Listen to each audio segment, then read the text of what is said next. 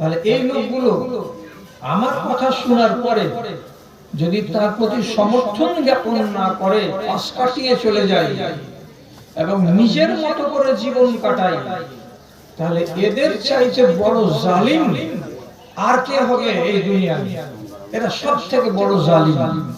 আর যারা হবে জালিম তারাই হলো অপরাধী। আর অপরাধীকে দেশের বাংলাতে বলে আসামি। আর যারা হবে আসামি, আল্লাহ তাআলা বলছেন ওয়াইন্না মিনাল মুজরিমিনা মুনতাকিমুন, আমি যে কোনো আসামির কাছ থেকে বদলা চুকিয়ে নিব, ছেড়ে দিব না।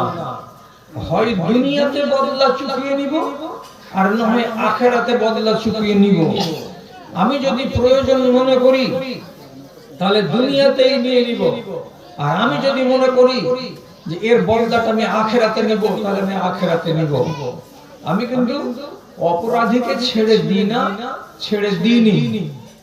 এইটা হলো আল্লাহ রাব্বুল আলামিনের ফরমান। এবার আপনারা আমার সামনে যতটি লোক বসে আছেন, আর ডান দিকে আড়ালে যে সমস্ত মহিলা মা খালারা বসে আছেন, উনাদেরকে বুঝাতে শুধু এইটুকু কথা বলছি, আল্লাহর কোরআনে আপনাকে কিছু করার কথা বলেছেন এবং আল্লাহর কোরআনে কিছু এমন কথা আপনাকে বলা হয়েছে যেগুলো আপনি জীবনে করবেন না। এই কথাগুলো কি আপনাদের জানা নেই?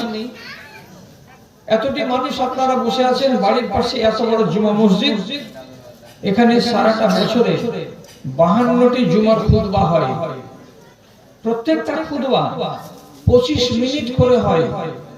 এক একদিন এক একজন আলেম মিম্বরে উঠে আলোচনাগুলো করেন। কোনদিন নামাজ, কোনদিন রোজা, কোনদিন হজ, কোনদিন যাকাত, কোনদিন পিতামাতার সেবা, কোনদিন হালাল রুজি, কোনদিন পর্দা হয়ে গেল। কখনো আবার আলোচনা হয় সুদের ভয়াবহতা, কোনদিন আলোচনা হয় মদ এবং নেশা, কখনো আলোচনা হয় ব্যভিচারের, কখনো আলোচনা হয় বেপরদার, কখনো আলোচনা হয় মিথ্যা কথা বলার, কখনো আলোচনা হয় পরের মালকে লুটে পুটে খাওয়ার, কখনো আলোচনা হয় পিতা মাতার সঙ্গে অসৎ ব্যবহার করার, কখনো আলোচনা হয় তালাকের, বিবাহ এবং শাদী। তাহলে আপনারা বলুন ইনসাফ করে যে কোনটা আল্লাহ চান আমার কাছে, আর কোনটা চান না আল্লাহ আমার কাছে। এই কথাগুলো কি আমাদের জানা নেই? সব জানা আছে। আপনারা তো ভাগ্যবান ইনসান যে আপনারা আহলে হাদিস। হানাফিদের মসজিদে আপনি যাবেন তো জুমার নামাজে খুতবাতে কি হবে? এখানে কিতাব খুলে দেয়া মৌলভী সাহেব আরবিতে 3, 4, 5, 6 লাইন পড়লো, আর পড়ে টড়ার পরে খুতবা শেষ করে দিয়ে নামাজ পড়িয়ে আপনাকে বিদায় করে দিল। যে লোকগুলো ছিল অশিক্ষিত, যারা খেটে খাওয়া দিন মজুর, শরীয়তের কোন শ পর্যন্ত জানে না, তারা যেই তিমিরে ছিল সেই তিমিরেই থেকে গেল, কিছু শিখতে পারলো না। আর আপনাদের মতো মানুষগুলোকে শিখাবার জন্য বাংলাতে 25 মিনিট খুতবা দেওয়া হলো, আর আপনাকে বুঝানো হলো, শেখানো হলো, আপনি জানুন এবং বুঝুন। তারপরে ঈমানের হালাতটা কি, এর জবাব আপনাকে দিতে হবে। ঈমানের হালাত অর্থাৎ আল্লাহ যেটা চাইছেন সেটা আমরা কতটুকু করছি, আর আল্লাহ যেটা চাইছেন না সেটা থেকে আমরা কতখানি দূরে থাকছি, এই হিসাবটা আপনাকে নিজেই খাড়ো করতে হবে। কি করে নিজে খাড়ো করব? খাড়ো তো আমরা করতে পারবো না। যদি হিসাব নিজের করতে না পারবেন তো কানে এটা শুনে রাখতে পারবেন তো কি মা কি ছেলেকে শখ করে চড় মারে গালে? কোনদিন জীবনে কোনদিন কোনো মা নিজের ছেলেকে শখ করে মারে না। যখন ছেলে বেশি নাফরমান হয়ে যায় তখনই তার গালে থাপ্পড় পড়ে। আল্লাহ তাআলা কোরআন মাজিদের ভেতরে নানান রকমের আযাবের কথা উল্লেখ করে রেখেছেন। একটা নয়, দুটা নয়, তিনটা নয়, 10-10টা, 15-15টা, 20-20টা আযাবের কথা আল্লাহ তাআলা বলেছেন। এই আযাবগুলো কার জন্য বাপ জানেন আপনারা বলুন তো? গরু ছাগলের জন্য আযাব এগুলো না। একদম জীবনে ভাববেন না কখনো যে গরু ছাগল ভেড়া কুকুর শিয়াল এগুলোর জন্য এগুলো আযাব। আল্লাহর কসম, একমাত্র এইগুলো আযাব হচ্ছে কার জন্য? ইনসানের জন্য এবং জিনেদের জন্য। শরীয়তকে পাওয়ার পর আমি আর আপনি যদি আল্লাহ তাআলার ইচ্ছা মতো জীবন না কাটিয়ে নিজের মতো করে জীবন কাটাই, কপালে লেখা আছে আযাব। আপনাকে ছেড়ে কথা বলবেন না আল্লাহ তাআলা। এক জায়গাতে কোরআনে লেখা আছে, ইউবাসসারুনাহু লাউ ইয়াফতাদি মিন আযাবি রাব্বিহিম ইয়াওমাইযিন বানিহি। চোখের সামনে দেখানো হবে একগুলো লোককে আল্লাহ রাব্বুল আলামিন আযাবে দিয়েছেন। কেমন আযাবে দিয়েছেন? কাল্লা ইন্নাহা লাযা নাযাআতান লিশ-শাওয়া। এমন আগুনের আযাব দিয়েছেন যে তাদের শরীরের চামড়াগুলোকে ছিঁড়ে নেওয়া হয়েছে, উপড়ে নেওয়া হয়েছে। যেমন খাসিকে খালিয়ে, গরুকে খালিয়ে তার চামড়াকে খিঁচে নেওয়া হয়, টেনে নেওয়া হয়, এইরকম একগুলো মানুষকে রব্বুল আলামিন কিয়ামতের দিন আযাবে মুবতালা করেছেন। তাদের বুকের চামড়াকে এবং পিঠের চামড়াকে খিঁচে দিয়েছেন এবং চামড়াকে টেনে নিয়ে তাদের মাংসকে উদাম করে দিয়েছেন। এটা কি সামান্য আযাব? আহা, এটা তো সামান্য আযাব নয়। কেন করেছেন পরে বলছি আপনাকে। আরেক জায়গাতে আল্লাহ রাব্বুল আলামিন বলছেন, খুযুহু ফাগুল্লুহু সুম্মা ফি সিলসিলাতিল জাহিম সাল্লুহু। একগুলো মানুষকে 70 গজ মোটা মোটা শিকল দিয়ে, লোহার জঞ্জির দিয়ে উল্টো দিকে হাতকে বেঁধে আর পাকে বেঁধে মুখের ভরে হিচড়াতে হিচড়াতে টেনে নিয়ে যাওয়া হবে। কোথায়? তো জাহান্নামে। কেন হাত বাঁধা হলো? যখন আগুনের তাপ বেশি লাগবে তখন সে যেন পা বেশি মারামারি করতে না পারে, হাত যেন ডানে আর বামে জোরে লাফালাফি করতে না পারে, আযাবটার যেন জুত করে তাকে পোহাতে হয়। এজন্য রব্বুল আলামিন বলছেন, এত আমাদের এই মানুষের মতো আকৃতি হবে না। এক একটা জাহান্নামী হবে বিশাল বিশাল মোটা। কত মোটা হবে? তো একটা জাহান্নামীর শরীরের চামড়াটাকে রাসূলুল্লাহ বলছেন 40 গজ পর্যন্ত মোটা হবে। একটা জাহান্নামীর বসার জায়গাটা কতটা হবে? তো মক্কা থেকে মদিনা পর্যন্ত যতটা চওড়া হয় এতখানি চওড়া লাগবে। এবং এক একটা জাহান্নামীকে এই দুনিয়ার মানুষগুলোকে রব্বুল আলামিন এত বড় আকার দিবেন, দেওয়ার পরে তাদের এক একটা দাঁতগুলোকে বলা হবে উহুদ পাহাড়ের সমান। এইরকম ভূতের আকৃতির মানুষগুলোকে কিয়ামতের দিন আল্লাহ তাআলা আযাব দিবেন, তো জিঞ্জিরে বেঁধে আযাব দিবেন।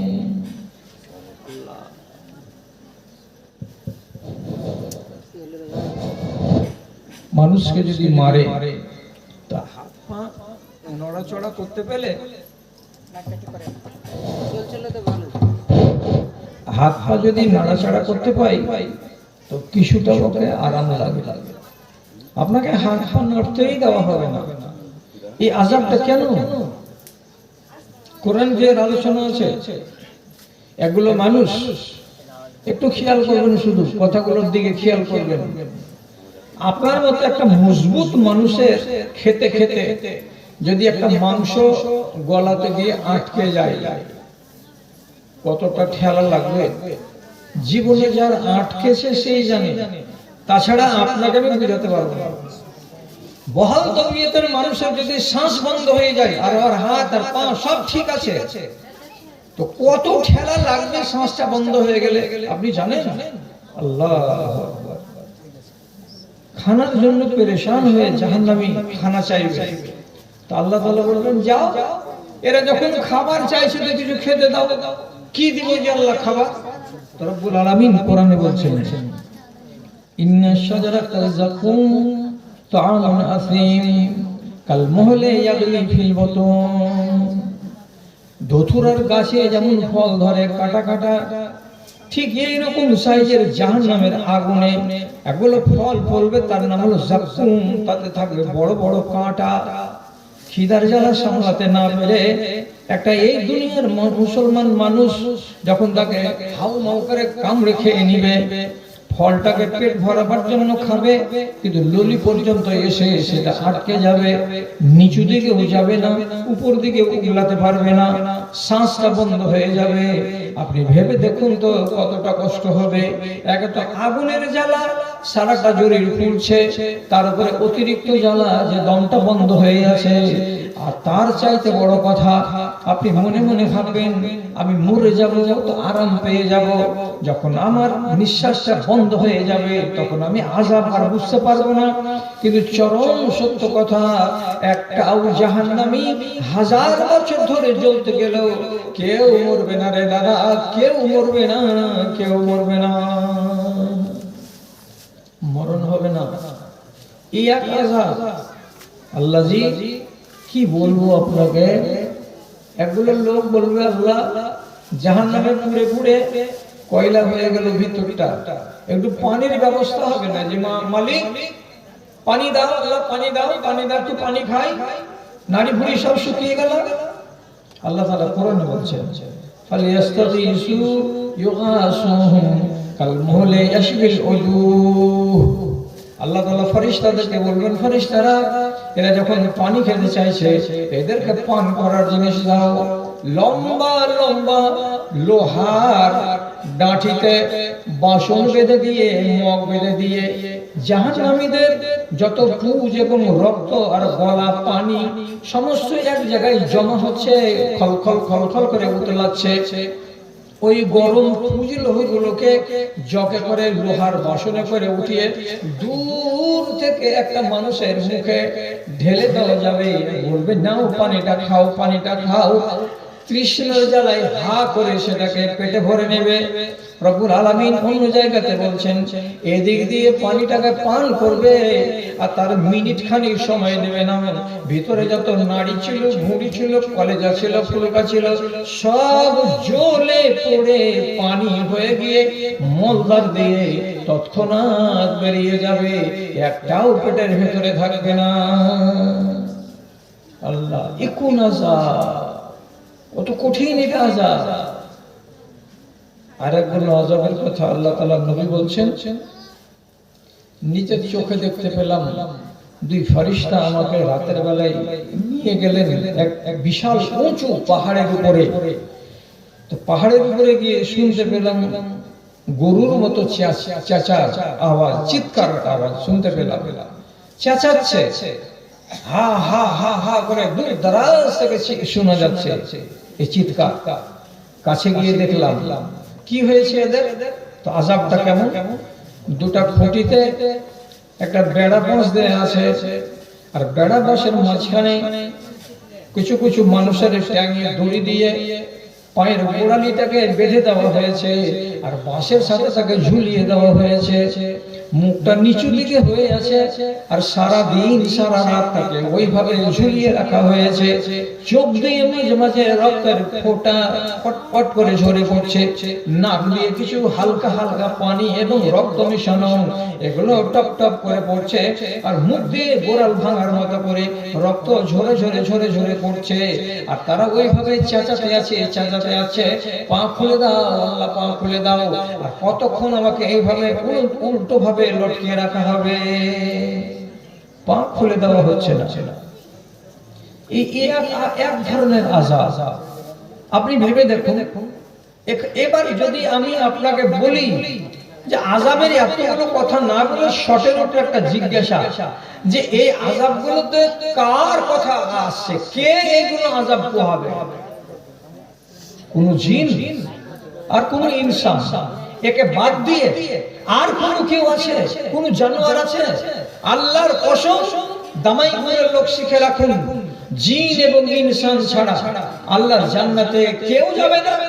জিন এবং ইনসান ছাড়া আল্লাহর জাহান্নামে কেউ যাবে না, কেউ যাবে না। আল্লাহর কসম খেয়ে বললাম, কেউ যাবে না। তাহলে আপনি কি নিশ্চিত করে বলতে পারবেন যে আমার কপালে কি আছে? আমি জান্নাত পাবো না আমি জাহান্নাম পাবো? যদি আপনার ভেতরে এমন কোন বদ চলন থাকে, যেই বদ চলনটাকে আপনি মুছে নিতে পারেননি আপনার গা থেকে, তাহলে আপনাকে আযাবের মুখে পড়তে হবে। কোনটা আযাব ভাগে পড়বে আমি তা জানি না, তবে এতটুকু বলে দিতে পারবো যে একগুলো আযাবকে আল্লাহ তাআলা নির্দিষ্ট করে দিয়েছেন কিছু মানুষের জন্য। যেমন আপনাকে বলি একটা আযাব, মানুষ একটা বহাল তবিয়তে কি হচ্ছে, নদীতে সাঁতার দিতে দিতে আসছে, কিনারাতে এসে খাড়ো হচ্ছে, বড় একটা পাথর দিয়ে আল্লাহর এক ফেরেশতা তার মাথাতে দম করে মারছে, আর যেমনি মারছে 7 টুকরো হয়ে যাচ্ছে মাথাটা, চারিদিকে এদিক ওদিক হয়ে যাচ্ছে। তারপরে আল্লাহর ফেরেশতা যে পাথরটা দিয়ে মারলো, সে পাথরটাকে কুড়াতে গেল, কুড়াতে গিয়ে ওকে 1 মিনিট টাইম লাগলো কুড়িয়ে আনতে। পাথরটাকে কুড়িয়ে আনতে নাই, আর ওই 7 টুকরো মাথাটা তার আবার গোটা হয়ে গেছে। যেমনি গোটা হয়ে যাচ্ছে মাথাটা, আবার দিচ্ছে খুব জোর করে মাথাটাকে ঠুকে 10 টুকরা হয়ে চারিদিকে মগজগুলো ছিটে ছিটে যাচ্ছে, আর এই সিলসিলা চলতেই আছে। জিজ্ঞেস করা হলো নবীজিকে, এই আযাবটা কার? ইউসাল্লাহু রাসাহু ইয়াউমাল কিয়ামাতে, যার মাথাটাকে এমনি করে চুরমার করে দেওয়া হচ্ছে, এরা কারা? রাসূলুল্লাহ বলছেন হুমুল্লাযীনা ইয়ানামুনা আন সালাতিল ফজর, যে লোকগুলো ফজরের নামাজকে ছেড়ে দিয়ে নাকে তেল দিয়ে বাড়িতে বসে শুয়ে শুয়ে ঘুমাতো, এমন মানুষগুলোকে এটা আযাব দেওয়া হয়েছে। আচ্ছা, এটা তো নির্দিষ্ট হয়ে গেল। এখন আপনি বলুন, এর আগে যদি শুনে না থাকেন তো আজকে তো শুনলেন। এবার আরেকটা কথা বলি, আপনি যদি নিজের ঈমানটাকে তাজা করতে চান তাহলে কোরআন আর হাদিসের কথা শুনুন, এর বাইরের কথা নয়। একটা লোক আবেদ দিনদার মরে গেছে, কবর দেওয়া হলো, কবরে আল্লাহ তাআলা কোলে পাঠালেন ফেরেশতাদেরকে যে এর হিসাব নিকাশ করার আগে একে 100 কোড়া আগে পিটো, তারপরে হিসাব হবে। 100 কোড়া মারো, তারপরে হিসাব হবে। ফেরেশতারা এসে বললেন তোমাকে 100 কোড়া মারা হবে। লোকটা কাকুতি মিনতি করে বলছে, আমি তো নামাজ পড়া লোক ছিলাম, রোজাদার ছিলাম, আমাকে মারিও না ভাই, তোমরা 10 কোড়া কমে গেলে 90 হলো, 90 মারলো। আবার বললো যে আমি তো দানকারী ছিলাম, আমি তো সত্যবাদী ছিলাম, আমাকে মারিও না ভাই। 10 কোড়া কমিয়ে তাকে 80 কোড়া করা হলো। এই করে কমাতে কমাতে কমাতে কমাতে শেষের বেলায় রব্বুল আলামিন বলে পাঠালেন 99টা কোড়া তার মাফ করে দেওয়া হলো, কিন্তু একটা কোড়া তাকে মারতেই হবে, এটা ছাড়া হবে না। একটা কোড়া মারা, এবারে একটা কোড়া মারার যখন হলো তো লোকটা কি করবে, তো কবরে মেরে দেওয়া হলো 1 কোড়া। যেমনি জোর করে তার মাথার উপরে কোড়া মারা হলো, দম করে একদম, আল্লাহু আকবার, কবরের ভেতরে আগুন জ্বলে গেল, সব কিছু পুড়ে ছাই হলো, কাফনও চলে গেল, পাটাতনা গেল, কাফন টাফন আর যত কিছু ছিল সব চলে গেল, পুড়ে ছাই হয়ে গেল। লোকটার গা গুলো পর্যন্ত কালো কালো হয়ে গেল। আগুন যখন নিভালো তখন লোকটা শান্ত কণ্ঠে ফেরেশতাদেরকে জিজ্ঞেস করে বলছেন, লিমা জাল্লাতুমুনি, তোমরা যে আমাকে মারলে একটা কোড়া হিসাবের আগে, কিসের জন্য আমাকে কোড়াটা মারলে? আমার অপরাধটা কি ছিল ভাই? কি ভুল করেছিলাম আমাকে কোড়াটা মারা হলো? ফেরেশতারা জবাব দিলেন, জবাবটা শুনেন, ইন্নাকা সাল্লাইতা সালাতান বিগাইরি তাহুরিন, তোমার ভুল আছে দুইটা ভুলের কি? একটা হলো তোমার বাড়ির দরজাতে একদিন একটা ফকির এসে ক্ষুধার জ্বালা নিয়ে বলছিল, দুটো আমাকে দানা দাও, তুমি দানা না দিয়ে পাশ কাটিয়ে পালিয়ে গেছিলে, এটা এক। আর 2 নম্বর হলো তুমি জীবনে একটা নামাজ পড়েছিলে, যেই নামাজটা তুমি বিনা ওযুতে পড়েছিলে, তোমার খেয়াল ছিল না, না তুমি ইচ্ছা করে করেছিলে সেটা তুমি জানো, বিনা ওযুতে একদিন একটা নামাজ আদায় করেছিলে, যার জন্য তোমাকে এই সাজাটা দেওয়া হলো, নচেত সাজা হতো না। বিনা ওযুতে একদিন একটা নামাজ পড়েছে, তার জন্য তার কবরে একটা কোড়ার কারণে আগুন জ্বলে গেল। নামাজটাকে ছেড়ে দিয়েছিল লোকটা?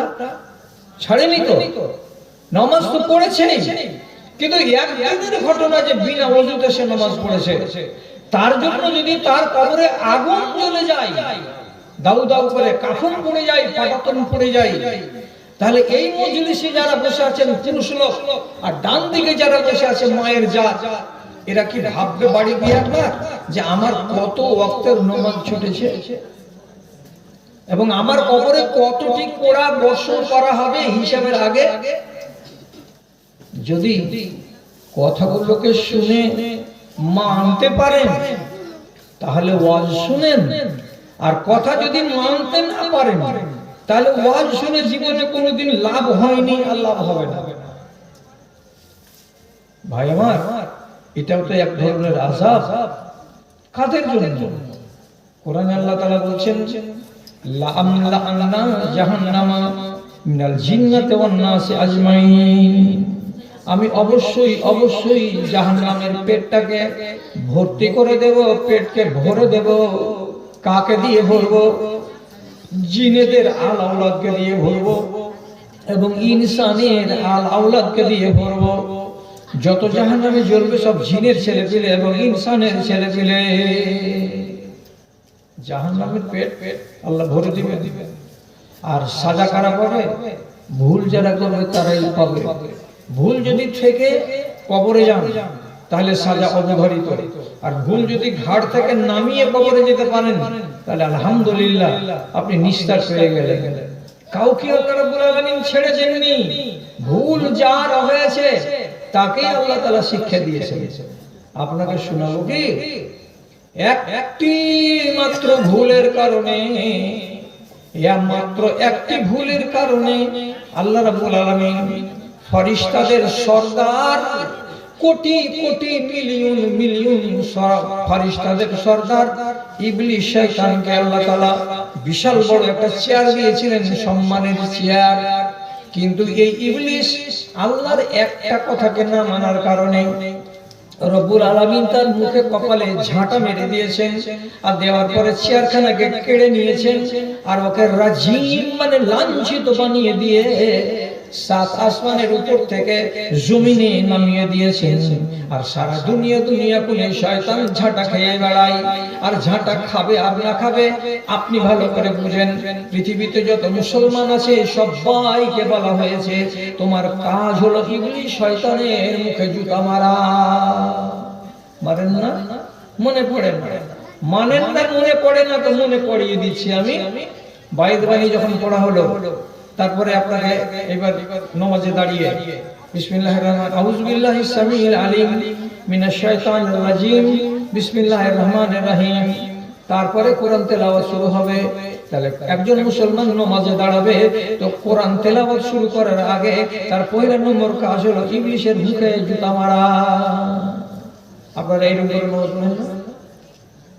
আউযু বিল্লাহিস সামিউল আলিম মিনাশ শাইতানির রাজিম বিসমিল্লাহির রহমানির রহিম আলহামদুলিল্লাহি রাব্বিল আলামিন। এখনকার মুসলমানগুলো তো হলো সব পোকা লাগা মুসলমান, অতগুলা কিছু জানে কি জানে না, গেল আল্লাহু আকবার ইমামের সাথে দাঁড়িয়ে গেল, বাইত বাণী পড়লো, বলল আলহামদুলিল্লাহি রাব্বিল আলামিন, কোন রকম বাদ দিয়ে কিছু গড়ার পড়ার দরকার নেই। নিয়ম হলো আগে ইবলিসের মুখে জুতা মেরে বিসমিল্লাহ বলে কোরআন পড়া। তাহলে কত বড় সাজাবার উপরে পড়েছে আল্লাহর একটা হুকুম মানেনি বলে। একটা আদেশকে আল্লাহর অমান্য করার কারণে কত বড় সাজা পড়লো যে কিয়ামত পর্যন্ত ওর কপালে জুতা চলতেই আছে, পড়তেই আছে। ওকে আল্লাহ ছেড়েছে কি? আল্লাহ তাআলা আদম আর হাওয়াকে মাপ দেননি, ওরা ভুল করেছিল। আল্লাহ বললেন গাছের তলায় যেও না, এরা বুঝলো না, গাছের তলায় গেল, ফল পড়লো, ফল খেলো, আর যেমনি ফল পড়ে ফল খেলো, আল্লাহ নিষেধটাকে মানলো না, সাথে সাথে তাদের গা থেকে জান্নাতি পোশাক খসে পড়ে গেল। আর দুটাই পূর্ণাঙ্গ মানুষ, 60 গজ হাত লম্বা লম্বা, দুজনই 60 গজ হাত লম্বা, এত বড় দুজন মানুষ জান্নাতে ছিল। দুজনের গা থেকে সমস্ত কাপড় খসে পড়ে গেল, 1 ইঞ্চি রইল না, আর দুজনই নাঙ্গা। আল্লাহ কোরআনে কি বলছে? তফিকা ইয়াকসিফানি আলাইহিমা মিন ওয়ারাকিল জান্নাতে, জান্নাতের বড় বড় পাতাওয়ালা গাছ থেকে দুটা চারটা করে পাতা পেড়ে, যেমন সেগুন গাছের পাত বড় বড় হয় এমন পাতাগুলোকে পেড়ে হযরত আদম আলাইহিস সালাম একটাকে আরেকটার সঙ্গে জোর দিয়ে নিজের সতরটাকে ঢেকেছেন, আর মা হাওয়া অমনি করে তিনি নিজের সতরটাকে ঢেকেছেন, আর দুটা পাতা দিয়ে নিজের বুকের সামনেটাকে ঢেকে রেখেছেন। আল্লাহ বলছেন আমার দেওয়া কাপড়গুলো কই? আমি যে জান্নাতি কাপড় দিয়েছিলাম কাপড়গুলো গেল কোথায়? তোমার গায়ের পাঞ্জাবি কই, পায়জামা কই, গেঞ্জি কই, টুপি কই, তোমার শাড়ি কই, তোমার সায়া কই, তোমার ব্লাউজ কই? দুজন মজলুম হয়ে থাকছে। কেন? হিসাব গোলমাল দিয়েছে আল্লাহ। তুমি নিষেধ করেছিলে একটা কথা, নিষেধ দেখা মানিনি, যখন মানিনি সাথে সাথে আমাদের উপরে আযাব চলে এসেছে। কি বলেছিলেন আল্লাহ? গাছের তলায় যেও না, গাছের তলায় যেও না, ফল খেও না। একটা নাকে না মানতে পারার কারণে আল্লাহ তাআলা তার নবীকে ছেড়ে দিলেন না, আযাবে গ্রেফতার করলেন। তাহলে আপনাকে আমি সামনে বসিয়ে বলছি, দাদা আমার, আল্লাহর আদেশ কতটি আছে, আপনি কয়টা মানেন? আল্লাহর নিষেধ কতটি আছে, আপনি কয়টা মানেন? অঙ্ক করে দেব, অঙ্ক করে মেয়েদের পক্ষ থেকে। আচ্ছা আচ্ছা, আলহামদুলিল্লাহ, ঠিক আছে, শেষের বেলা আরেকবার হবে। কি বলবো আপনাকে, আল্লাহর আদেশগুলো সবটি পালিত হচ্ছে কি হয় না? আমি মিসাল উদাহরণ দেওয়ার জন্য বলছি। কি আপনারা রোজার মাসে খানা খাবেন না, আর কোন মহিলা খানা বানিয়ে দিবে না? রোজার মাসে রোজা ছাড়া লোক আছে না নাই? আছে। যদি না আছে তো বিসমিল্লাহ হোটেলে গরুর গোশত দিয়ে ভাত শামসিতে সারা দিন দমদম করে হোটেল চলছে। আপনারা আমাকে মাপ দিয়েন, ওই গরুর মাংস দিয়ে ভাত কি কোনো গায়ের মুসলিম খেতে যাচ্ছে? না, সব মুসলমানের বাচ্চা যাচ্ছে। তাহলে মুসলমানের বাচ্চারা যে এইভাবে রমজান মাসে আল্লাহর আদেশকে অমান্য করছে, এদের উপরে কি আল্লাহর আযাব আসবে না? যদি দুনিয়াতে না আসে তো আখিরাতে আসবে। জি, রাসূলের কথাটা আপনাকে বলিনি যে ট্যাঙ্গে দড়ি দিয়ে উল্টো করে লটকিয়ে রেখেছেন একগুলো লোককে, তো রাসূল বললেন এই লোকগুলোকে এটা সাজা দেওয়া হয়েছে, এরা অপরাধ কি করেছিল? তো আল্লাহ রাব্বুল আলামিনের পক্ষ থেকে জবাব দেওয়া হলো যে এরা হলো রমজান মাসে রোজা ছেড়ে খানা খাওয়া লোক, এইজন্য আল্লাহ এদেরকে ট্যাঙ্গে দড়ি দিয়ে ঝুলিয়ে রেখেছেন। বেশ, আরো শুনেন, আল্লাহ তাআলা বলছেন যদি সমাজে মোড়ল না থাকে, সমাজের পিঠ শির দ্বারা ভেঙে যাবে। মোড়ল যদি না থাকে তো ঠিকঠাক হয়ে চলবে না। একটা মোড়লের আন্ডারে আছে গোটা গ্রামের মানুষ, ও যদি ইচ্ছা করে তো গ্রামটাকে নমাজি বানাবে, আর যদি ইচ্ছা করে তো গ্রামটাকে সুদখোর আর মদখোর বানিয়ে রেখে দেবে। তো যখন একটা মোড়লের এত বড় পাওয়ার আর এত বড় দায়িত্ব, তাহলে সেই মোড়লকে কতখানি ইমানদার হতে হবে এটা একবার আপনাকে দেখতে হবে। আপনি যে বসলেন, আর আপনি না হলে বিয়ে পড়া চলবে না। আপনি এলেন তো এবার বিয়ে পড়ার কাজ আরম্ভ হলো। আপনি জানছেন যে মুহসিনের ছেলে আবুল কালামের বিয়ে হচ্ছে, অমুক জায়গা থেকে এসেছে এখানে বরযাত্রী, তো এই ছেলেটাকে এই বাড়ির লোক অগ্রিম 2.5 লক্ষ টাকা যৌতুক দিয়েছে, তারপরে এই ছেলেটা এই বাড়িতে বিয়ে করতে এসেছে। তো বোনের বিয়েতে আপনি মোড়ল হয়ে বসলেন কেন? যেই গ্রামের মৌলভী সাহেবটা বিয়ে পড়াতে গেল, এই মৌলভী সাহেবটা যদি কানে শুনে থাকে তো বোনের বিবাহটাকে ইজাব কবুল করাতে গেল কেন? আপনি কি বিয়েটাকে বয়কট করতে পারলেন না? আপনি যদি উঠে যেতেন, তোর বেটির বিবাহে আমি থাকবো না, তখন চট করে বলতো চাচা যাইছো কেন, কি দোষ, তো তুই কেন নিয়েছিস এরকম করে হারাম টাকা, আর হারাম টাকা নিয়ে বিবাহ করবো আর তার আমি সাক্ষী থাকবো, এ কাজ হবে না। তাহলে আপনার গ্রাম ভালো হবে। আর আপনি বলছেন যে না, এগুলো আমার দেখার বিষয় নয়। 10 কেজি বাতাসা বিলাতে বিলাতে 7 কেজি বিলানো হবে, 3 কেজি ভাগ তো আমার আর সর্দারের, ওগুলো দেখার দরকার কি? 400টা পান এনেছে, 200টা খরচ হবে, 200টা আপনারই, আমার ওগুলো দেখার দরকার কি? এতটি সুপারি পাবেন ওষুধ, আর দুখান খড়ের টুকরা পাবেন ওষুধ, তারই লোভে আপনি একটা হারাম জিনিসকে বোবা শয়তানের মতো বসে বসে বরণ করে নিচ্ছেন। আপনার নিজের খেসারত সম্বন্ধে জানেন না? রব্বুল আলামিনের নবী বলেছেন, কিয়ামতের দিন কিছু লোককে তার বড় বড় চুলে প্যারাশুটের দড়ি বেঁধে সুরাইয়া নক্ষত্রের সাথে বড় পাথরের সঙ্গে দড়িটাকে বেঁধে দিয়ে এই লোকটাকে ঝুলিয়ে দেওয়া হবে। কত হাত লম্বা? 100, 200, 250, 300 মিটার লম্বা সুতা দিয়ে তাকে ঝুলিয়ে দেওয়া হবে। এবার একবার এই দিক থেকে ওই দিক, আবার ওই দিক থেকে ওই দিক দোল খাবে। যেমন ছেলে পেলে গামহাড়ের কাছে দড়ি টানিয়ে দিয়ে কি করে দোল খায়। যখন লম্বা দোল, কত জোরে দোল খাবে? তো দামাইপুর থেকে একবারে একটানা দোল যখন ওই দিকে যাবে তো রতুয়া পর্যন্ত, আর রতুয়া থেকে আবার ফিরে আসবে কত দূর পর্যন্ত? দামাইপুর পর্যন্ত। এই লম্বা টানাটা শুধু দোল খাবে। তো দোল খাবে তো দড়িটা কি গাছের সাথে আর ওর প্লেটের সাথে বাঁধানো আছে? প্লেটের সাথে বাঁধানো নেই, ওর চুলের ঝুঁটির সাথে বাঁধানো আছে। আপনি বলুন, এত বড় দেহধারী মানুষটাকে যদি চুলের সঙ্গে বেঁধে দিয়ে এরকম করে ঝুল্লু দেওয়া হয়, মজা লাগবে না খেলা লাগবে? হিসাব করতে দিবে যখন এইরকম করে দোলনা, তখন ওইখান থেকে চেঁচাবে আর বলবে, চেঁচাবে আর বলে, একজন লোক আর দুজন লোক, কত হাজার হাজার মানুষ এইরকম পাওয়া যাবে যারা চিৎকার করবে, ইয়া লাইতানি মা উলিতু হাযা, ওরে আমার বদনসিবি, ওরে আমার কপাল, আমি কিসের জন্য দুনিয়াতে মরণ হয়েছিলাম, আমি কিসের জন্য দুনিয়াতে গ্রামবাসীদের মালিকানাটা কাঁধে নিয়েছিলাম, আমি মরণ হয়েছিলাম কিন্তু আমার দ্বারাই মরলি, ন্যায্য মরলি হয়নি, যার কারণে নাইনসাফি হয়েছে বলেই আল্লাহ রাব্বুল আলামিন আমাকে কঠিন শাস্তি দিয়েছেন। কতদিন ঝুলতে হবে? আল্লাহ রাব্বুল আলামিনের পক্ষ থেকে আওয়াজ আসবে, যতদিন পর্যন্ত তোমার গুনাহের কাফারা না হয়ে যাবে ততদিন পর্যন্ত তোমাকে এইভাবেই ঝুলাতে থাকা হবে। কেন মানছেন না? কেন? আপনারা কি কে ওয়াজ করবে? ইংল্যান্ড থেকে লোক এসে ওয়াজ করবে? 100 জন বরযাত্রী, 150 জন বরযাত্রী আসা কোনো শরীয়তে একটা পা ভাঙার হাদিসও নাই। কেন আনছেন আপনি 100টা বরযাত্রী? আর যাচ্ছেন কেন 100টা বরযাত্রী? 2টা 10টা লোক হয়ে যেতে গেলে কি বিবাহ হবে না? হবে। তো হারাম কাজ করার জন্য যেমন দামাইপুর আর তেমনি আমার গ্রাম বিশনপুর কেউ পিছিয়ে পড়ে নেই। 1000বার ওয়াজ শুনান, 1000 রকমের ওয়াজ শুনান, ওরা যেমন কুকুরের লেজ বাঁকা হয়ে থাকে, এদের চরিত্র বাঁকা তো বাঁকাই থাকছে। কেন? আল্লাহ তাআলা কি বলেছেন সূরা সাজদাতে? যারা আমার কথাকে শুনে আর শোনার পরে পাশ কাটিয়ে চলে যায়, এই লোকগুলোর মতো জালেম দুনিয়াতে আর কেউ নেই। আর যারা হবে জালেম, ইন্না মিনাল মুজরিমিনা মুনতাকিমুন, আমি এই সমস্ত জালেমের কাছ থেকে আমি বদলা চুকিয়ে নেব, আমাকে বদলা চুকাতে দেরি লাগবে না।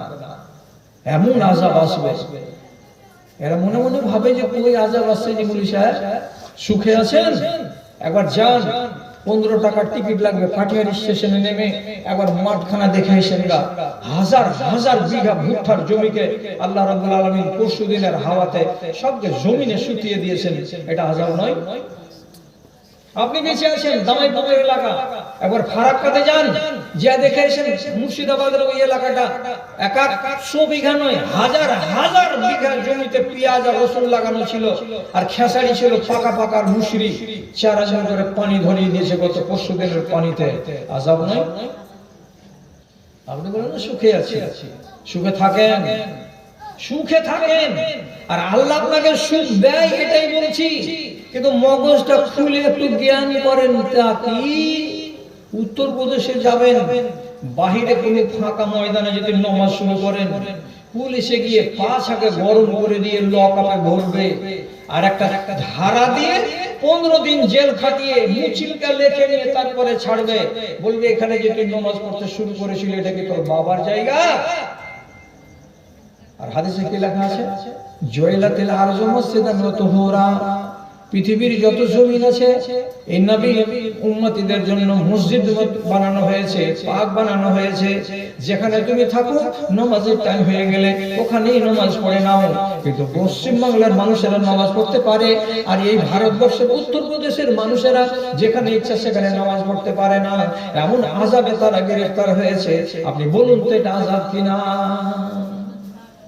জি, আসামে আইন হয়েছে কি মুসলমানেরা জমি হিন্দুদের কিনতে পারবে না, কোন হিন্দু মুসলমানের কাছে জমি বিক্রি করবে না। হিন্দুরা মুসলমানের জমি কিনে নিতে পারবে, কিন্তু মুসলমানেরা কোন হিন্দুর জমি কিনে নিতে পারবে না। কি আযাব নয়? শুধু আপনি মনে করছেন আগুনে পুড়ালে আযাব হবে, এটা ভাবিয়েন না। আযাব রকমারি আছে। আল্লাহর নাফরমানি করতে গেলে রব্বুল আলামিন কাউকে ছেড়ে কথা বলবেন না। জি, যেমন ছেলে আর তেমন মেয়ে, এই সমাজের লোক হাজার হাজার ওয়াজ করে করে নিজের চুল দাড়িকে আমি পাকিয়ে দিলাম, কেউ মারে না। ভাইরে, আয়েশা তো এগুলো বেটি, আর আয়েশা রাদিয়াল্লাহু তাআলা আনহা এগুলো বংশধর। মা আয়েশাকে বলছি, উনি নিজে বলছেন জি, আমার যদি নফল রোজা রাখার ইচ্ছা হয় তা আমি নফল রোজা রাখি কখন? যখন মে মাসের, যখন চৈত্র মাসের খরা আর প্রখর রোদ চলে, মাটি গরম হয়ে থাকে আর দিন বড় থাকে, আমি ওই সব দিন নফল রোজা রাখি। কি বুঝলেন? বুঝতে পারেননি এখন? খুলে বলি আপনাকে। রাসূলুল্লাহ বলছেন আল গানিমাতুল বারিদাতু আস-সাওমু ফি শিতায়ে, জাড়ের দিনে যদি রোজা পাওয়া যায়, কপালে যদি জাড়ের দিনে রোজা পড়ে, তো নবীজি বলছেন এটা আল্লাহর দেওয়া দান তোমাদের উপরে। কেন? জাড়ের দিনগুলো হয় দিন ছোট, আর জাড়ের দিন হয় আরামের দিন, তখন আপনাকে কষ্ট কম হবে, আপনি ইবাদতটা ঠিক করে করতে পারবেন। এই জন্য নবীজি বলছেন জাড়ের দিনের রোজা হলো আল্লাহর একটা দান। আর গরমের দিন, গরমের দিনের রোজা হলো খুব বিপদের রোজা। তো মা আয়েশা ঠান্ডার দিন ছেড়ে দিয়ে যে উনি নফল রোজাগুলো যদি করবেন, তো জাড়ের দিন বাদ দিয়ে ওরকম চৈত্র মাসের খারাপ দিনে কেন রোজা রাখবেন? হযরত আবু দারদা তিনি নিজেও বলছেন এবং মা আয়েশা নিজেও বলছেন, আমি কিসের জন্য অত গরমের দিনে রোজা রাখি? এই জন্য তিনি বলছেন যে বাজারে যেটা সস্তা জিনিস সেটা সবাই কিনতে পারে, আর যেটা আকরা জিনিস সবাই কিনতে পারে না। আকরা জিনিস 2-4-5টা লোক কিনবে, আর সস্তা জিনিস তো সবাই কিনতে পারবে। আল্লাহর জান্নাতটা হলো বড় দামি জিনিস। আল্লাহর জান্নাতের উচ্চ মান যদি নিতে হয়, আল্লাহর হায়ার র‍্যাঙ্কের জান্নাত যদি পেতে হয়, তার মানে দামি মাছ যদি কিনতে হয়, ইলিশের মাছ যদি কিনতে হয়, তো যেমন কিছু কিছু লোক পারবে, সব লোক পারবে না, তেমনি আল্লাহর হায়ার র‍্যাঙ্কের জান্নাত যদি নিতে হয়, তো তাহলে কিছু কিছু লোকেরাই পারবে। যারা নিজের নফসের উপরে বেশি বেশি করে কষ্ট করবে তারাই পারবে, আর যারা নিজের নফসের উপরে কষ্ট দেবে না তারা জীবনে কোনোদিন হায়ার র‍্যাঙ্কের জান্নাত পাবে না। ওই জন্য ঠান্ডার দিনকে বাদ দিয়ে আমি গরমের দিনে নফল রোজা চালাই। আল্লাহ, কোন কথা আপনাকে শুনালাম, আর আপনি এটা শুনে কি ভাবছেন আর কি বলছেন আমি তা বুঝতে পারছি না। বাবারে, হিসাব করবেন না আপনার আয় আর ব্যয়, আমি কতটি ভালো করছি আর আমি কতটি মন্দ করছি, এই কথাগুলো কি আপনাকে হিসাব করতে হবে না? করতে হবে। হিসাব করলে মানুষের লাভ লস মানুষ জানতে পারবে। আর যদি আপনি আপনার আমলের হিসাব করেন, তাহলে আলহামদুলিল্লাহ আপনাকে বলছি আপনার পাপ কমবেই কমবে, কমবেই কমবে।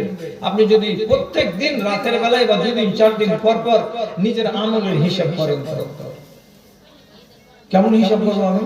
বৃহস্পতিবার হাটের দিন কাকে ঠকেছি, ইন্নালিল্লাহ, কেন ঠকলাম?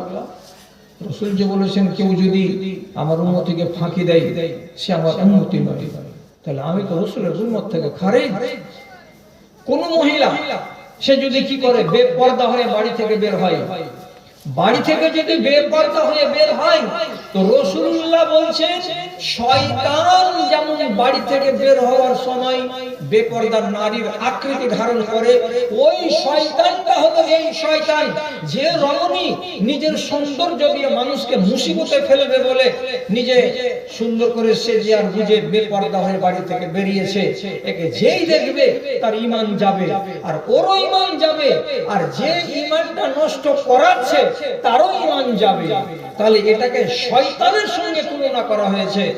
কেন? কোন নারী ভাবে না লাল ঠোঁট করে নিলাম, লিপস্টিক লাগিয়ে আর সুন্দর শাড়ি পরে নিলাম, আর নামার পরে মাথাকে খোলা রেখে দিয়ে বাড়ি থেকে কেন বের হলাম, কেন বের হলাম বাড়ি থেকে? তাহলে এই কথা যদি ও না ভাবে তাহলে কি করে তার ঈমান ঠিক থাকবে? আর যদি ভাবে তাহলে পরে তার ঈমান ঠিক থাকবে। কেন থাকবে?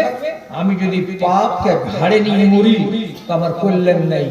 আর যখন নিজের হিসাব নিজে করবে তখন কিন্তু ঠিক থাকবে যে আল্লাহ আমি নেকির পাল্লাটাকে ভারী করি আর পাপের পাল্লাটাকে আমি কমাই। এই কথাটা আপনার মগজে আসলেই আসবে। সাহাবায়ে কেরাম হিসাব করতেন। কেমন হিসাব আপনাকে একটা বুঝাচ্ছি, শুধু বুঝাবার জন্য হাদিসটা বলছি। একজন সাহাবী মসজিদে নববী থেকে তার বাড়িটা ছিল দূরে দূরে, আর 5 ওয়াক্ত নামাজে বেচারি হেঁটে আসতো মসজিদে নববীতে। একদিন আবু আইয়ুব আনসারী বলে এক সাহাবী, উনি পরামর্শ দিয়ে বলছেন, কি পরামর্শটা? লাউ ইশতারাইতা হিমারান তারকাবহু ফি জালমায়ে ওয়া জালফায়ে। ও ভাইজান, আপনি যদি একটা খচ্চর কিনে নেন কিংবা একটা গাধা কিনে নেন, তো গাধাটা কিনে নিয়ে বাড়ি থেকে যদি গাধার পিঠে চড়ে মসজিদে নববীতে নামাজ পড়ার জন্য আসেন, তো গরমের দিনে আপনার পাটা পুড়বে না, আর জাড়ের দিনে আপনাকে ঠান্ডাটা কম লাগবে। এটা লাভ হবে আপনার। এই জন্য বলছি, খালি পায়ে রোজ রোজ হেঁটে মসজিদে না এসে আপনি একটা খচ্চর কিংবা গাধা কিনে নেন আর ওতে চড়ে নামাজ পড়তে আসেন, তো এটা বড্ড ভালো হবে। আবু আইয়ুব আনসারীর কথাটা শুনে লোকটা বলছে, তুমি আমার সুখের হিসাব করেছ, এতে সুখ হবে? আমি সুখের হিসাব করিনি, আমি আমার নেকির হিসাব করেছি। হিসাব করিনি এমন কথা নয়, তোমার হিসাবের সাথে আমার হিসাব মিলবে না। আমার হিসাব হলো আমি কোনটা ফজিলত বেশি পাবো তা দেখেছি, আর তুমি হিসাব করেছো কি যে আমার আরাম হবে কোনটা পথ করতে গেলে তা তুমি দেখেছো। আমার আরামের দরকার নেই, আমার নেকির দরকার আছে। তো কেন ভাই, এতে লাভ কি হবে আপনার? তখন তিনি বলছেন, নবীজি বলেছেন, লিকুল্লি খুতওয়াতিন হাসানাতুন। আল্লাহ রাব্বুল আলামিন বলছেন, একটা নামাজি মানুষ বাড়ি থেকে যখন নামাজের উদ্দেশ্যে বের হবে, তো যতবার পা উঠাবে ততবার তার প্রত্যেকটা কদমে কদমে একটা করে দরজা উঁচু করা হবে, আর একটা করে পাপ তার মুছে দেওয়া হবে। তো আমার বাড়ি থেকে যদি 150 ধাপ আমাকে মসজিদ পর্যন্ত আসতে হয়, তো যাবার বেলাতে 150টা আমার নেকি উপর দিকে উঠলো, আর 150টা পাপ আমার খাতা থেকে মুছে গেল। তেমনি যাবার বেলাতে 150টা নেকি আমি পাবো, আর 150টা গুনাহ আমার নষ্ট হবে। এই জন্য আমি পায়ে হেঁটে হেঁটে আসি, দূর থেকে আসি, ঘোড়ার পিঠে চড়ে আমি আসি না। বলো তো আমার হিসাব ঠিক আছে না তোমার হিসাব ঠিক আছে? বুঝা গেল এই লোকটার হিসাব কেমন, আর আপনি আর আমি এটা আমরা হিসাব করছি কেমন? এটা তো দেখা দরকার ভাইজান, আর আমার দাদারা আর আমার ভাইরা।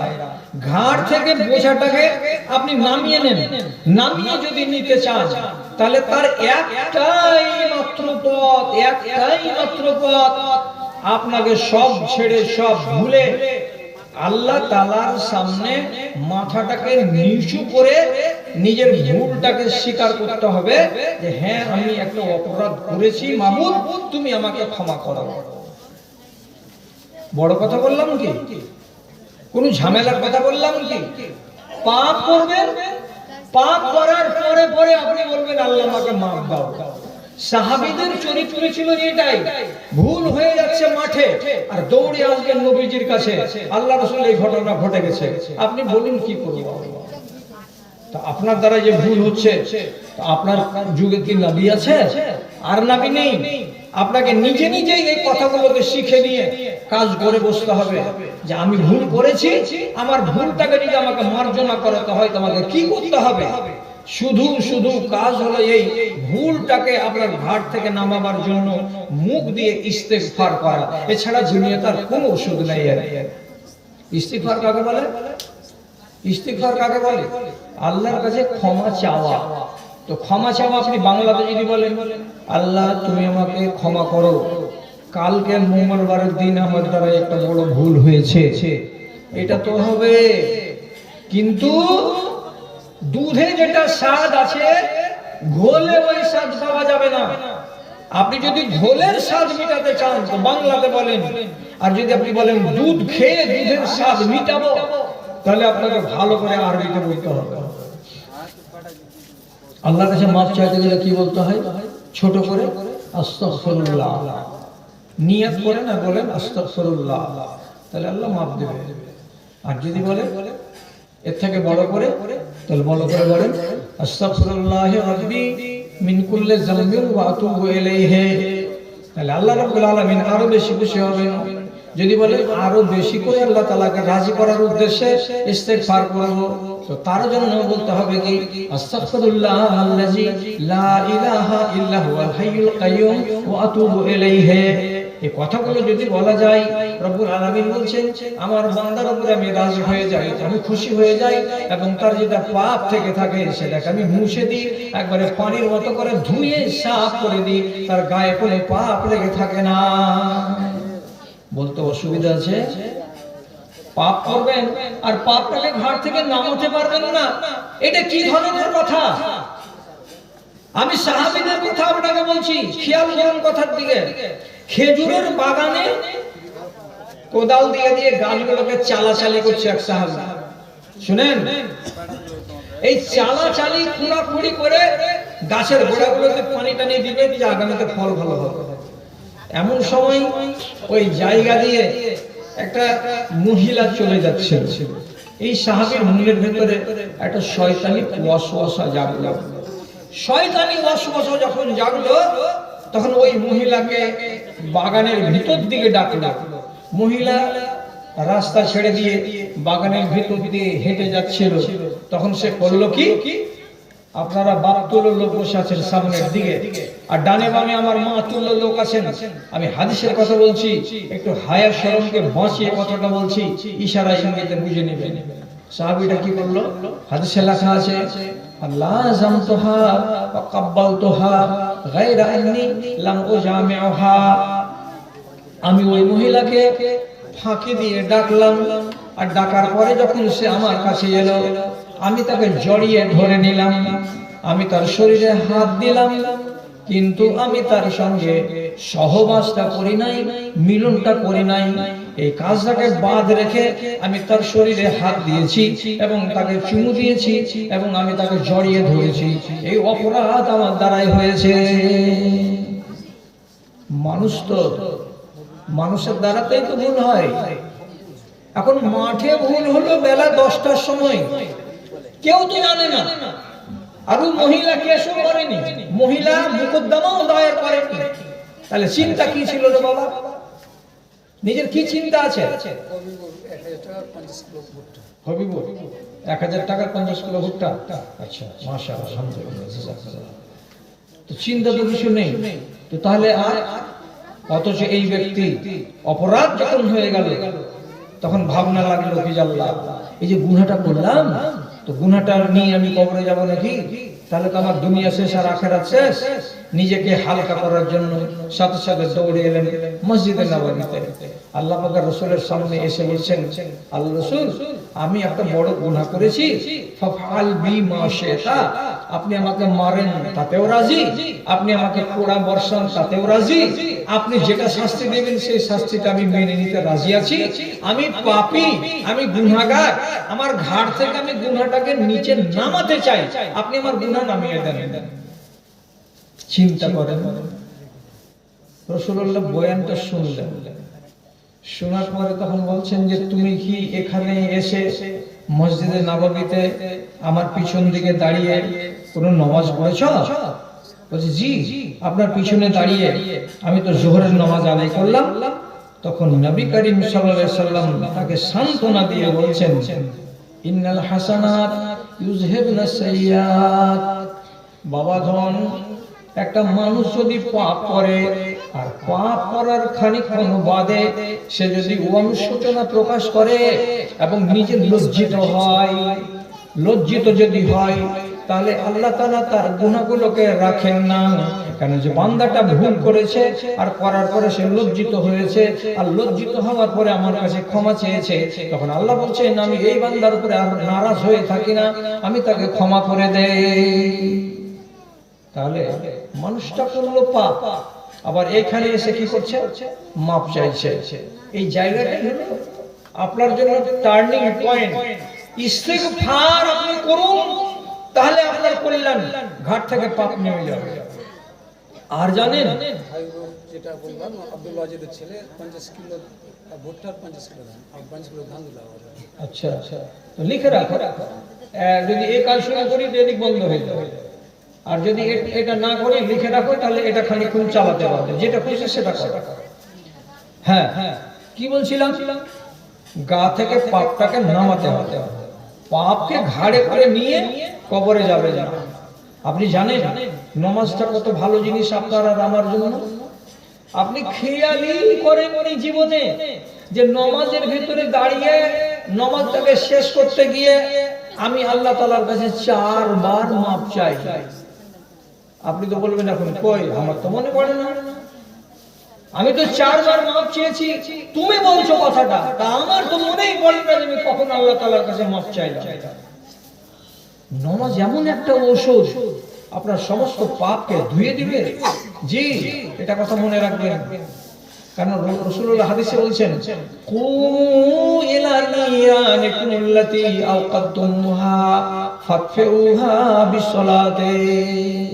ও মানুষেরা, হাটে যদি আগুন লাগিয়ে থাকো নিজের কপালে, মাঠে যদি আগুন লাগিয়ে থাকো নিজের কপালে, চায়ের দোকানে বসে বসে যদি আগুন জ্বালিয়ে থাকো নিজের কপালে, তাহলে যেখানে আগুন জ্বালাও না কেন, আল্লাহর ঘরে যদি মসজিদে এসে নামাজে দাঁড়াও, তাহলে নামাজ তোমার মাঠের আগুনকে মুছে দেবে, তোমার চায়ের দোকানে আগুনগুলোকে মুছে দেবে, তোমার ঘাটের আগুনকে আল্লাহ তাআলা নামাজের মাধ্যমেই মুছে দেবে। আপনি বলবেন হাটে কেমন করে আগুন জ্বালালাম? মিথ্যা কথা বলে যদি সামান বিক্রি করেন, তকদিরে আগুন জ্বালিয়েছেন, চায়ের দোকানে বসে বসে যদি গিল্লা গুজব করে থাকেন, নিজের কপালে আগুন জ্বালিয়েছেন, খেতি বাড়ি করতে গিয়ে যদি কোনো মানুষের জমিকে ইচ্ছাকৃত দুয়াঙ্গল চেপে দিয়ে থাকেন, কিংবা কাউরি ফসলকে কেটে নিয়ে নিজের গরুকে খাইয়ে থাকেন, তাহলে মাঠে গিয়ে আপনি আগুন লাগিয়েছেন নিজের কপালে। যেখানে আগুন লাগান না কেন, ওই আগুনটা মাঠে গিয়ে নিভাবে না, ওই আগুনটা বৃহস্পতিবারের হাটে গিয়ে নিভাবে না, ওই আগুনটা চায়ের দোকানে নিভাবে না, আগুনটা যদি নিভাই তো মসজিদে নিভাবে। আর কেমন করে নিভাবে? তো রাসূলুল্লাহ বলছেন নামাজের মাধ্যমে নিভাবে। কেমন করে? যে তো কেউ বলেনি আপনাকে, যদি না বলে থাকে তো আমি বলে দিচ্ছি আপনাকে। আল্লাহ তাআলা নবী বলছেন, আল্লাহ আমাকে খবর দিয়ে বললেন নামাজটাতে ভাগ আছে, অর্ধেক আমার আর অর্ধেক আমার বান্দার। কোন কথা? নামাজটা যে এমন ইবাদত, এখানে লাভ আছে 50 কার আল্লাহর, আর লাভ আছে কার? তো 50 বান্দার। আপনি তো আপনার কাজও করছেন আল্লাহর কাজের সাথে সাথে। কি রকম কথা বুঝতে পারলাম না, তো ঠান্ডা মাথাতে বুঝেন, আমি বুঝাচ্ছি আপনাকে। শুরু করলেন আলহামদুলিল্লাহি রাব্বিল আলামিন, আল্লাহর হলো, আর রহমানির রহিম, আল্লাহর তারিফ করা হলো, মালিক ইয়াউমিদ্দিন, এটাতেও আল্লাহর তারিফ করা হলো, ইয়াকা নাউযু ওয়া ইয়াকা নাস্তাইন, এটাতেও আল্লাহর কুস্তাতে মাটি দেওয়া হলো। 4 আয়াত আল্লাহর কোরআন। আল্লাহ তাআলা এবার কি বলছেন? বান্দারে 4টা বার আমার কাজ করে দিলি, তো তোর তো আধি আছে, তুই নিজের কাজ কিছু করে নে। তখন বান্দা এবার কি করবে? ইয়াকা নাউযু ওয়া ইয়াকা নাস্তাইন যখন বলা শেষ হবে, তখন এবার কি বলবে? ইহদিনাস সিরাতাল মুস্তাকিম। এটা হলো বান্দার মানেটা কি? আল্লাহ তুমি আমাকে সোজা পথের দিশা দাও। এটা কার জন্য চাইলাম? আমার নিজের জন্য চাইলাম। তারপর আর কি বলছি? সিরাতাল্লাযিনা আনআমতা আলাইহিম, ওই রাস্তাটা দেখাও যাদের উপরে আল্লাহ তুমি এর আগে দয়া বর্ষণ করেছো, ওই সমস্ত লোকেদের রাস্তাটা আমাকে দেখাও। সিরাতাল্লাযিনা আনআমতা আলাইহিম গায়রিল মাগদুবি আলাইহিম ওয়ালাদ-দাল্লিন, যারা গজবে হালাক হয়ে গেছে, যারা গজবে ধ্বংস হয়ে গেছে, ওই মানুষগুলোর রাস্তা তুমি আমাকে দেখাইও না। তো তিনটা দোয়া। তো তোমার নিজের পাতে ভরে নিলা, ভাগ হলো না হলো না? হলো। একবার ভাগ বসে নিলাম, এবার রুকুতে গেলাম, সুবহান রাব্বিয়াল আযীম 3 বার, আল্লাহ তোমার তারিফ করলাম। এবার উঠে গেলাম, যে বলছে সামি আল্লাহু লিমান হামিদা রব্বানা লাকাল হামদু হামদান কাসীরান তাইয়িবান মুবারাকান ফি। যতটি দোয়া বললাম সবটি আল্লাহ, আমার কিছু হলো না। আবার সিজদাতে গেলেন, যাওয়ার পরে বলছেন সুবহান রাব্বিয়াল আলা, সুবহান রাব্বিয়াল আলা, কার হলো? তো আল্লাহ। এবার আপনি উঠলেন কি বলে? আল্লাহু আকবার বলে। যেমনি একটা সিজদা থেকে উঠে বসবেন, প্রথম সিজদা থেকে ওঠার পরে আপনাকে দোয়া বলতে হবে। দোয়াটাতে কি লেখা আছে? আল্লাহুম্মা গফিরলি ওয়ারহামনি ওয়াহদিনি ওয়াফিনি ওয়ারযুকনি। প্রথমেই বলা হয়েছে আল্লাহ তুমি আমাকে মাফ দাও। আল্লাহুম্মা গফিরলি মানে আল্লাহ তুমি আমাকে মাফ দাও। 4 রাকাত নামাজে কয়বার হবে কথাটা? আল্লাহুম্মা গফিরলি কয়বার হবে? 4 বার হবে। তো 4 বার মাফ চাওয়া হয়ে গেছে আল্লাহর কাছে। এবার তাশাহুদে বসে আর তাহিয়াত বলে নিলেন, তারপর আল্লাহুম্মা সাল্লি আলা পড়ে নিলেন। আর সাল্লি আলা যখন পড়া দূরত্ব হয়ে যাবে, তখন আপনাকে আরেকটা দোয়া করতে হবে। তখন কি বলেন আপনি? আল্লাহুম্মা ইন্নী যালামতু নাফসি যুলমান কাসীরান ওয়া লা ইয়াগফিরু যুনুবা ইল্লা আনতা ফাগফিরলি মাগফিরাতান। কি বললাম? ফাগফিরলি মাগফিরাতান মিন ইনদিকা। আল্লাহ তুমি আমাকে মাফ দাও।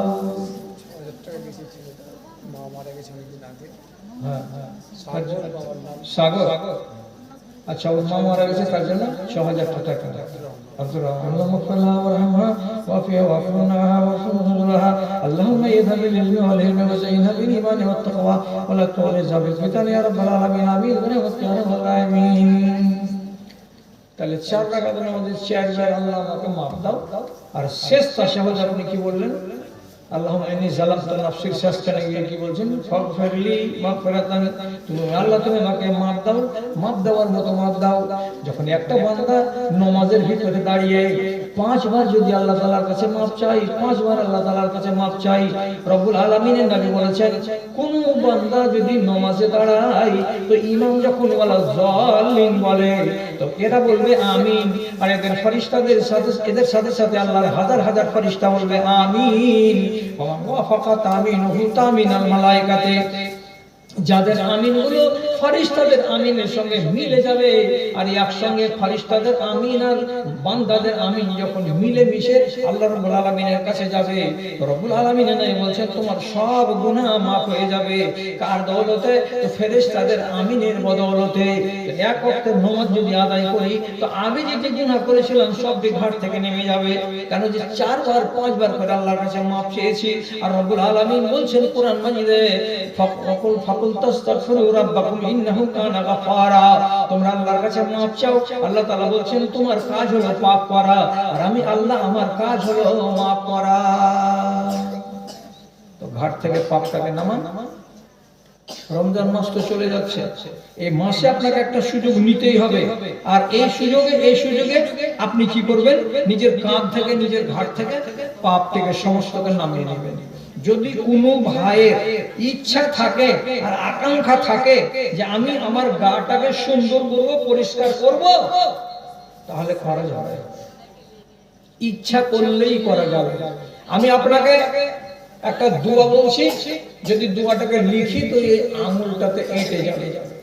আর যদি আমি এখানে আপনাকে 3 বার বলি আপনার মুখস্থ হয়ে যাবে। দোয়াটাকে সকালবেলায় ফজরের নামাজ পড়ার পরে বলতে হবে 100 বার, আর মাগরিবের নামাজ পড়ার পরে বলতে হবে 100 বার। টাইম লাগবে কত? 4 মিনিট। এই সময়টা দিতে পারবেন কি? ফজরের নামাজের পরে 100 বার আর মাগরিবের নামাজের পরে 100 বার। তাহলে কি লাভ হবে?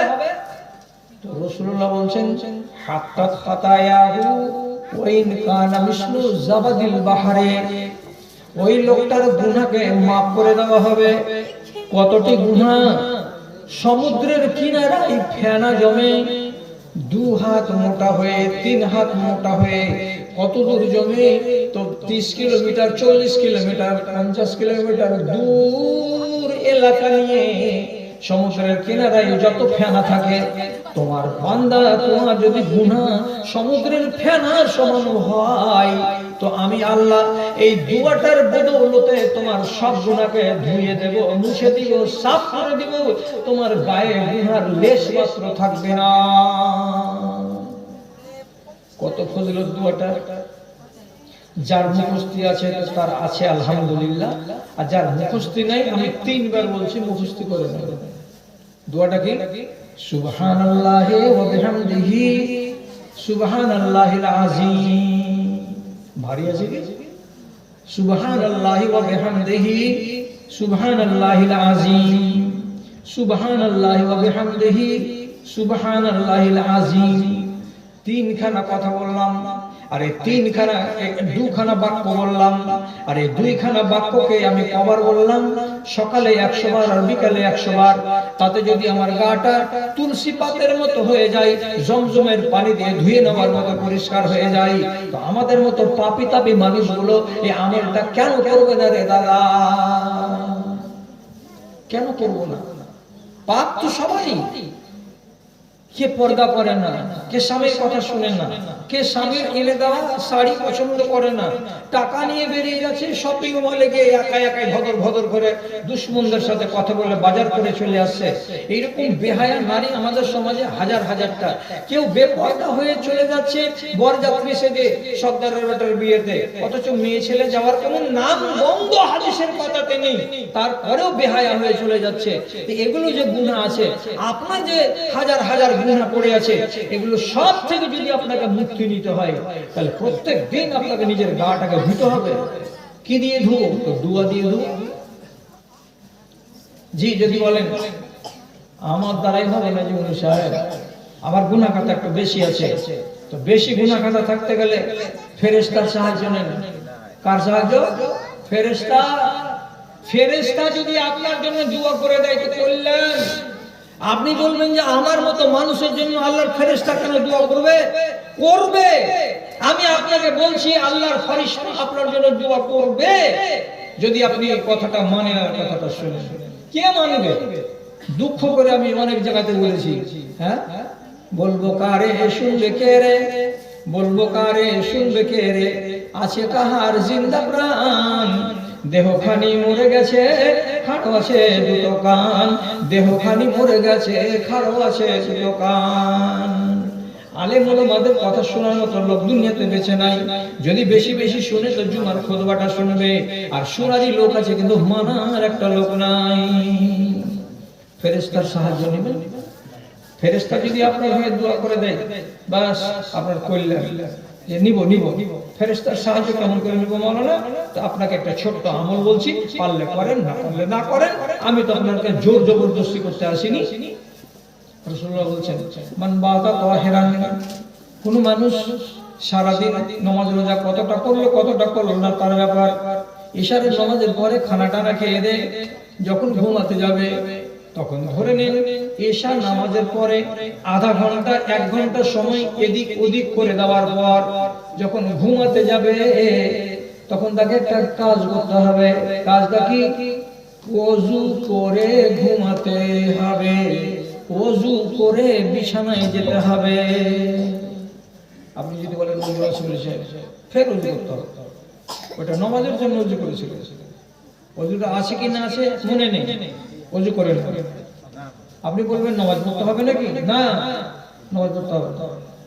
আপনি নামাজের জন্য ওযু করছেন না, ওযুটা করলেন, করার পরে নিজের বিছানাতে শুয়ে যান।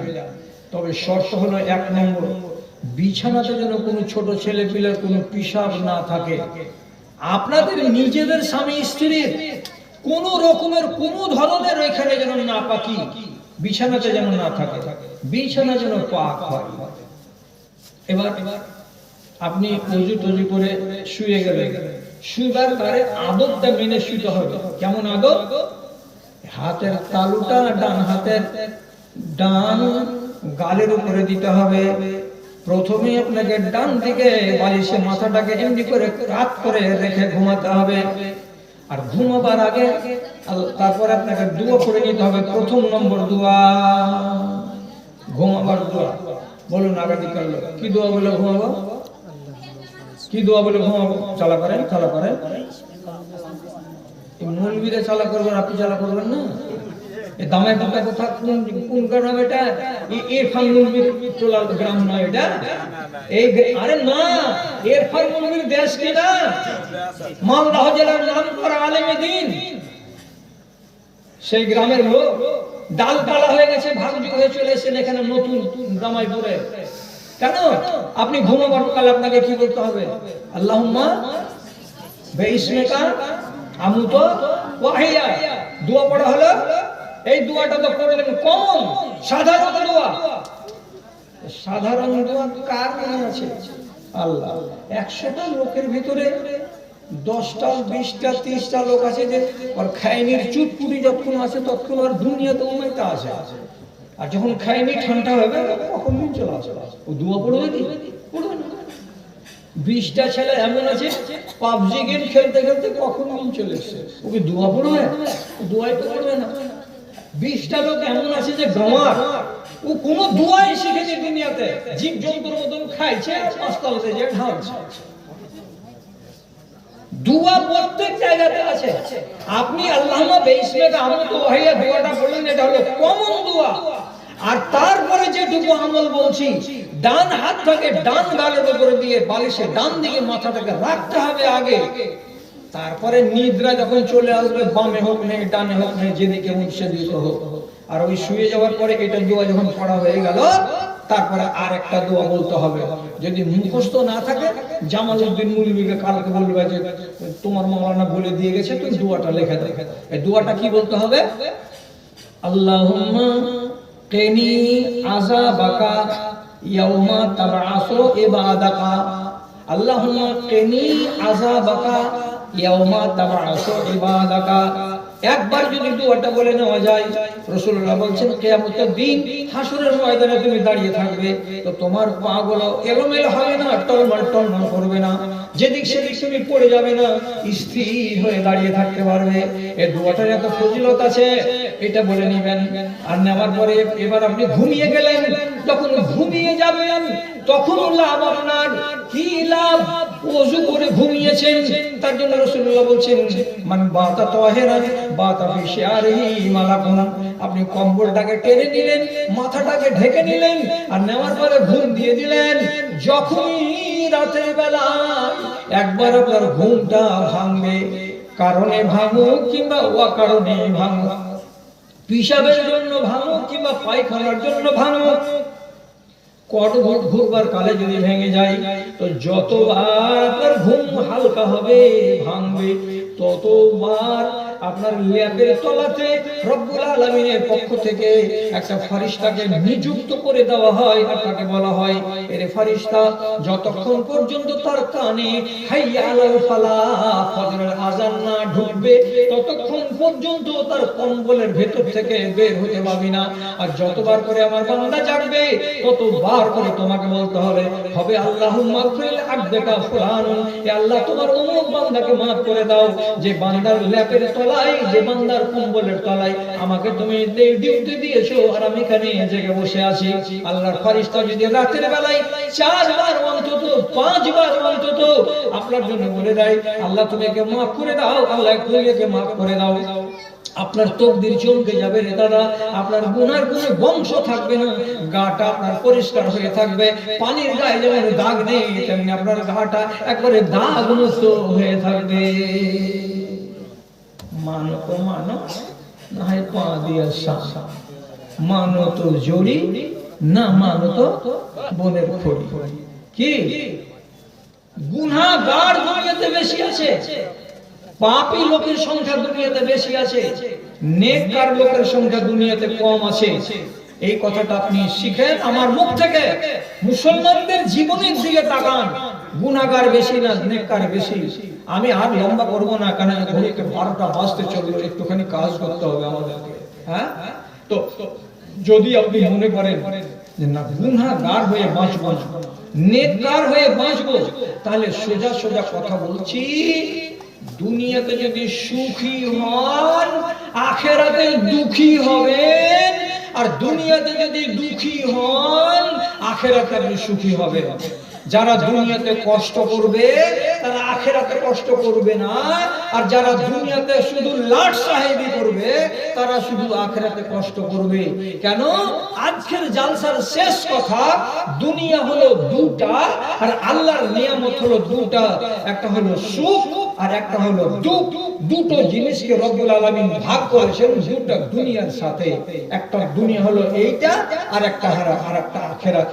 দুনিয়া এবং আখেরাত, তো মশলাটা কি? এই দুনিয়াতে যদি আপনি দুঃখী হয়ে থাকেন, আখেরাতে আপনি সুখী হবেন, আর এই দুনিয়াতে যদি আপনি খুব সুখী হয়ে থাকেন, আখেরাতে আপনাকে দুঃখী হতে হবে। বুঝতে পারলেন? এই দুনিয়াতে আপনি দুঃখী মানে কি? দুঃখী মানে হলো চোখে টাটি দিয়ে আছি, যেটা মন সেটা দেখি না, কানে টাটি দিয়ে রেখেছি, যেটা মন সেটা আমি শুনি না, মুখে টাটি দিয়ে রেখেছি, যেটা মন সেটা আমি খাই না এবং কথা বলি না, এবং আমি আল্লাহর আইনকে মেনে চলেছি। আমাকে কষ্ট করতে হবে। কেমন কষ্ট করতে হবে? ফজরের বেলায় শীতের দিনে জানুয়ারি মাসে ওযু বানাতে হবে, নামাজ পড়তে হবে, এটা হলো কষ্ট। যারা এই দুনিয়াতে কষ্ট করে নিবে তারা ওই দুনিয়াতে আরাম করবে, আর যারা এই দুনিয়াতে আরাম করে নিবে তার কপালে কষ্টটা বাকি থেকে যাবে। তার জন্য বলছি, এই দুনিয়ার দুঃখে আছে ওই দুনিয়ার আলো। দুঃখে যারা হার মানে না তাদের হবে ভালো রে, তাদের হবে ভালো। আল্লাহ ধরে ধন্য হারে জীবন কর সফল। তুই দুনিয়াতে মানুষ হয়ে কেন এলি বল? তোর আমলে যা আবাস মিলে যাবি রসার তল রে, যাবি রসার তল। তুই যেমন খাস রে নাদান পশু তেমন খাই, বন্দেগি না থাকলে তুই কোনো তফাৎ নাই রে, কোনো তফাৎ নাই। কথাটা মোর উচিত কিনা সত্যি করে বল, তুই দুনিয়াতে মানুষ হয়ে কেন এলি বল? শ্রেষ্ঠ হয়ে জন্ম লয়ে লজ্জা নেই যে তোরে, শ্রেষ্ঠ হয়ে জন্ম লয়ে লজ্জা নেই যে তোরে। ভণ্ডামিতে মন পেতেছিস, ঈমান নেই তোর ঘরে রে, ঈমান নেই তোর ঘরে। রোজ হাসরের কঠিন দিনে খাটবে না তোর ছল, রোজ হাসরের কঠিন দিনে খাটবে না তোর ছল। তুই দুনিয়াতে মানুষ হয়ে কেন এলি বল? তোর আমলে যা আভাস মিলে যাবি রসার তল রে, যাবি রসার তল। আল্লাহ আপনাদের হায়াতটাকে বাড়িয়ে দিন। এই রমজান মাস থেকে আপনাদেরকে উপকৃত হওয়ার আল্লাহ তাআলা সুযোগ দিন, এবং ইস্তিগফারটাকে আর 3টা দিন বাকি আছে। ঈশা নামাজের পরে একাই মুসাল্লাতে বসে বসে আমলটা করেন। আর 2-3টা দিন আমার বাপ জানেরা, ভাই জানেরা, ফজরের নামাজের পরে আর মাগরিবের নামাজের পরে সুবহানাল্লাহি ওয়া বিহামদিহি সুবহানাল্লাহিল আযীম ওয়াজিফাটা পাঠ করেন।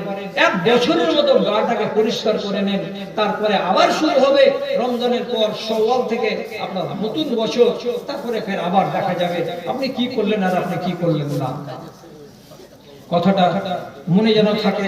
এখন আমাদের অল্প একটু সময় হাতে আছে, তারপরে আপনিও আরাম করবেন, আমার মা খালারা আবার একটু আরাম করবে, আর করার পরে তখন তাদেরকে রান্না বান্নায় যেতে হবে।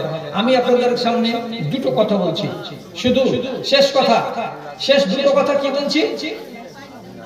শেষ দুটো কথা কি বলছি? আমি শামসি থেকে এসেছি আপনাদের মেহমান হয়ে। আগে যারা যারা দিয়ে দিয়েছে ভালো কথা দিয়ে দিয়েছে, অসুবিধা নেই। এখন আমার হাতে আপনাকে শুধু হাজিরি দিতে বলছি আল্লাহর ওয়াস্তে। আপনি 20 টাকা দেন, 30 টাকা দেন, 50 টাকা দেন, 100 টাকা দেন, কিছু একটা দেন। আমার হাতখানে আসুন, আর হাতখানে আপনার হাত আমি ঠেকাই, একটু দোয়া করি। মজলিসটাকে ছেড়ে যাবেন না, সব শেষখানে একটু সংক্ষেপে দোয়া করবো। দোয়াটাতে আপনারা আমিন বলবেন, আর বলে এখান থেকে আমরা বিদায় হয়ে যাব। আর আরেক রবুল মন্ডল 20 ব্যাগ সিমেন্ট, 1 কুইন্টাল ভুট্টা, আলহামদুলিল্লাহ মাশাআল্লাহ। আমার ভাই মা অসুখ হয়ে আছে, তার জন্য 500 টাকা। আজিবুল্লাহ সাল্লাল্লাহু আলাইহি ইশফান্তা শাফিলা শিফা ইল্লা শিফাউকা শিফান লা ইউগাদিরু সাকামা। আর একটা কথা বলছি, কথাটা খারাপ সেন্সে নিয়ে নিন। আমি মানুষের খিদমত করার উদ্দেশ্যে অনেক মেহনত করি।